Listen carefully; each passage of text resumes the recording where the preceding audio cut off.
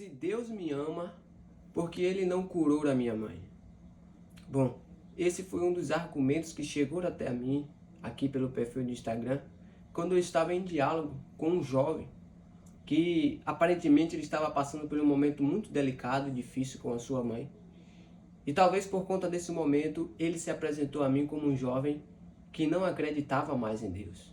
E por isso eu decidi trazer esse assunto para você e discutir sobre esse assunto à luz da palavra de Deus. Eu sei como é difícil quando nós passamos por momentos difíceis, por momentos obscuros, e muitas das vezes achamos que estamos abandonados por Deus. De acordo com a palavra de Deus, a falta de conhecimento bíblico intensifica o nosso sofrimento, a nossa aflição.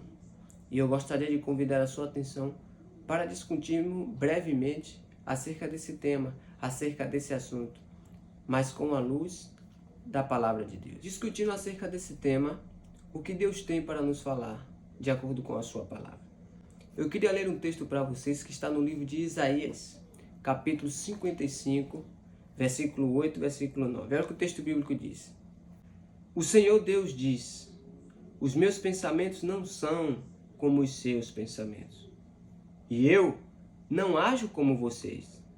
Assim como o céu está muito acima da terra, assim os meus pensamentos e as minhas ações estão muito acima dos seus. Olha que texto interessante. Queridos, por conta do pecado, nós não estamos mais na nossa condição original, da qual quando nós fomos criados. A condição original de Adão e Eva. E por isso, nós não conseguimos compreender Deus, entender Deus. Temos uma mente limitada. E mesmo se nós tivéssemos uma mente 100% original, como a mente de Adão e Eva, quando eles foram criados, mesmo assim nós nunca iríamos conseguir compreender e entender Deus. Afinal de contas, Ele é Deus. E esse é um dos elementos que mostra que Ele é Deus. Porque afinal de contas, se nós conseguimos entender Deus, Ele deixaria de ser Deus. Ele é soberano, Ele é criador, Ele é perfeito. O texto bíblico diz que Ele, por intermédio da sua perfeição, é claro, Ele não age como nós agimos. Ele não pensa como nós pensamos. E o pensamento dele, a ação dele, é comparada como o céu está tão longe da terra. Ou seja, os pensamentos dele são muito mais altos do que os nossos. E quando nós compreendemos isso, fica fácil de nós entender que nós não devemos ditar as coisas, ditar o que Deus tem que fazer e como Ele deve fazer. Não, Ele é Deus e nós somos a criatura. Nós que devemos nos submeter de acordo com a soberania dEle, de acordo com a vontade dEle. E eu quero apresentar mais um texto bíblico para vocês, que está lá no livro de Deuteronômio, capítulo 29, e também o verso 29. Veja o que o texto bíblico diz. Há coisas que nós não sabemos, e elas pertencem ao Senhor nosso Deus. Mas o que Ele revelou, isto é, a sua lei, ou seja, a sua palavra, a Bíblia Sagrada, é para nós e para os nossos descendentes, para sempre. Ele fez isso a fim de que obedecêssemos a todas as suas leis. Amado, existem alguns porquês na vida que nós não temos respostas. Ou seja, isso o Senhor não revelou para nós. Existem coisas que acontecem em nossa vida, em nosso redor, que nós não sabemos por que aquilo aconteceu. O texto bíblico diz que tem coisas que o Senhor não revelou para nós. Isso não nos pertence. Mas esse mesmo texto bíblico diz que tem coisas da qual o Senhor revelou para nós.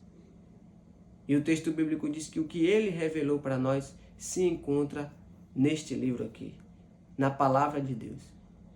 E o texto diz mais, aquilo que Ele revelou para nós é para que nós obedeçamos tudo aquilo que está na palavra de Deus. E não só para nós, mas para os nossos filhos e para toda a nossa descendência.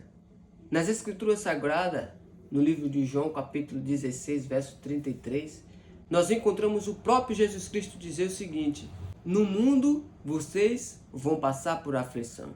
Em outras palavras, no mundo vocês vão sofrer. No mundo vocês vão chorar. No mundo vocês vão morrer. Mas tenha bom ânimo.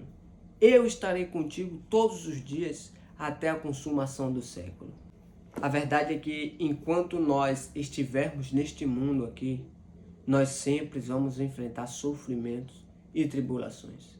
Seja quem for, seja o rico, seja o pobre, seja o branco, seja o negro, seja o crente, seja o não crente, enquanto nós estivermos neste planeta, os efeitos e as consequências sempre irão nos atingir.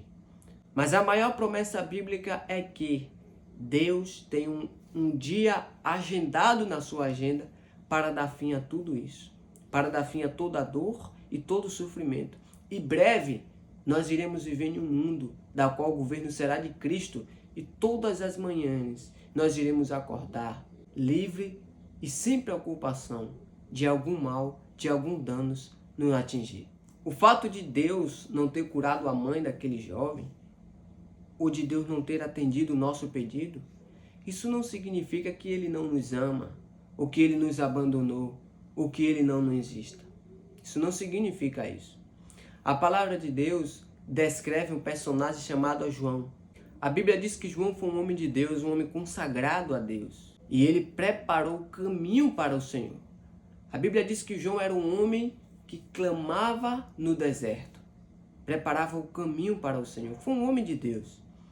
E depois que ele terminou o seu serviço, a sua missão, ele foi preso, foi torturado e por fim morto.